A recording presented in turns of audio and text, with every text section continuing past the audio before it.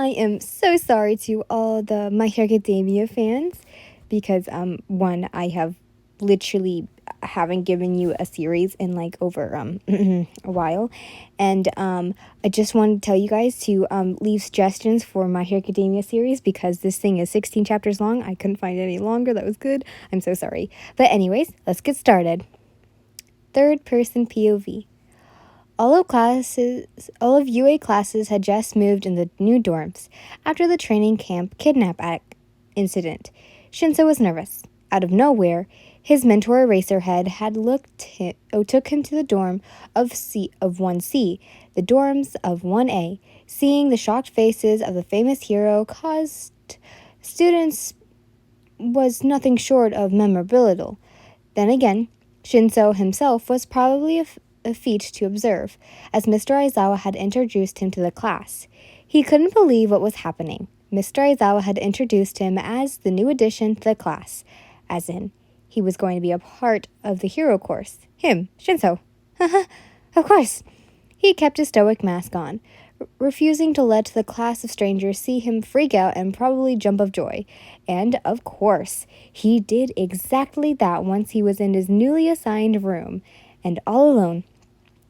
As the excellent class of 1A started to settle into their dorms, they decided to do a dorm decorating contest, and was able to rope poor, unexpected Shinso and Yin into this. Let's see where this gets started, shall we? Your POV.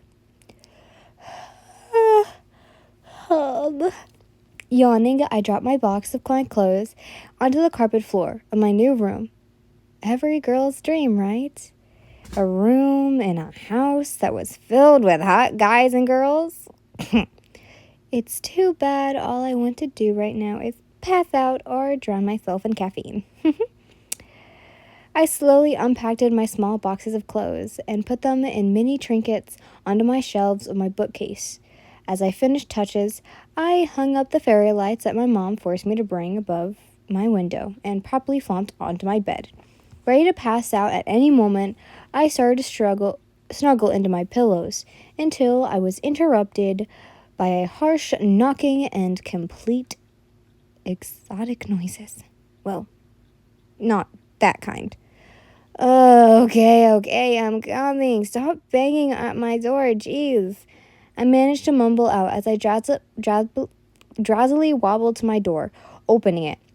It was met with the faces of my energetic classmates before they pushed themselves into my room, thanks to asking in, I guess. I really did appreciate these guys, though. Mina hopped onto my bed and hopped into my room and started to spin around, taking in the details of my room. Hey, Yin, we're doing a door decorating competition. We've gone through half of the room so far. Want to join us for the rest? She said as she started to play with my coffee machine on my desk. That's so loud. Okay, I groaned, knowing that rejecting her proposal would lead her to literally dragging me out of my room. Seriously, I love Mina. She's my best friend, but she has no sense of boundaries or my love of sleep. Okay, since you'll manage to make me come either way, let me get some coffee first at least. The pink girl beamed as she smiled. I shungily wandered to my coffee machine and started to fill up a travel mug with fresh coffee.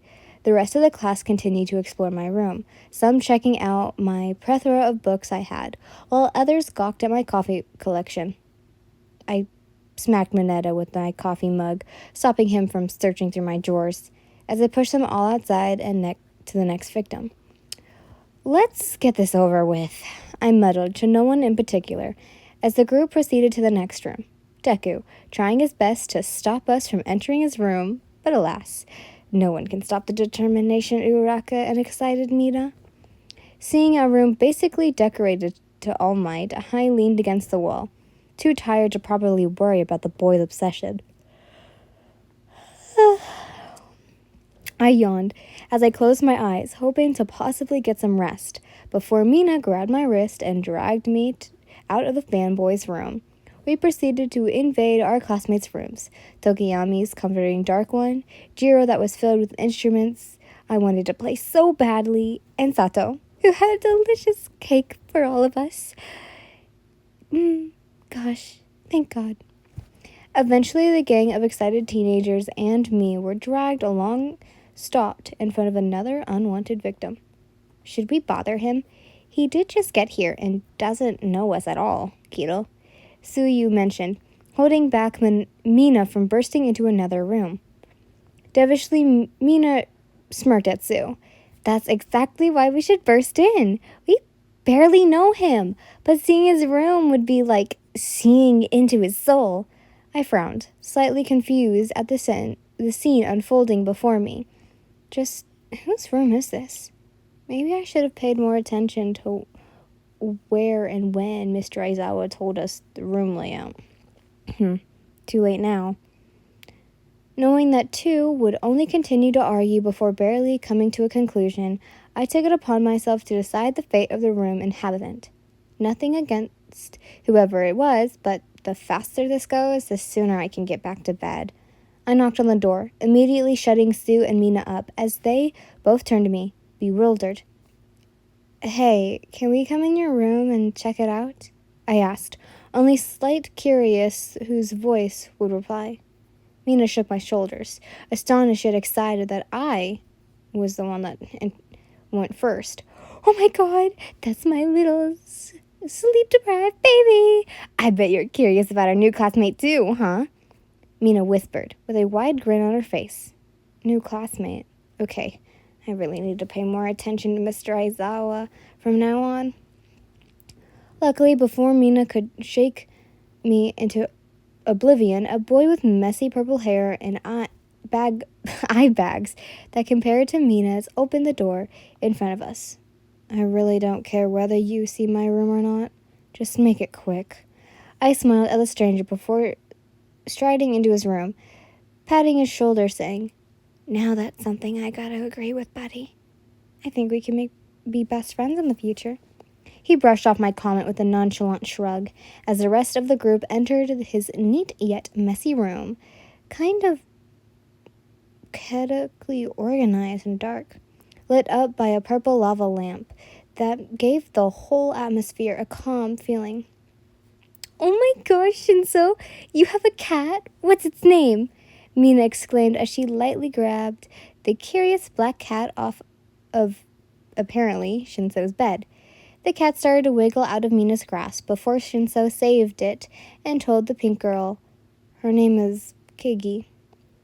It doesn't mean she doesn't like she doesn't like when strangers touch her. Mina was undeterred by his cold tone of voice and simply pouted as Kigi escaped her arms. I sipped my coffee while glancing out of the room's window to a beautiful view of the city, with the sun setting, falling into the different colors and peaceful atmosphere. Hey, Ian, let's go. Only a few rooms left, Mina happily called as she and the others left Shinso's room. I turned to see just Shinso and Keigi sitting on the bed. The door opened to the hallway, letting me hear the voices of my classmates. I just watched him. I just didn't know what to say. Just there was something in my mind. Yin! I heard Mina call out. Sorry, coming. I called to Mina, who probably didn't notice my words either way. As I was about to step out of the room, I instantly turned back to meet the deep purple eyes staring at me. Hey, just saying, you can always come by my room if you need some good coffee. I'll always open for you. His eyes widened by my offer before he gave me a small smile. Thanks. I might take you up on that offer someday. I chuckled, closing the door behind me to catch up with the rest of the excited class.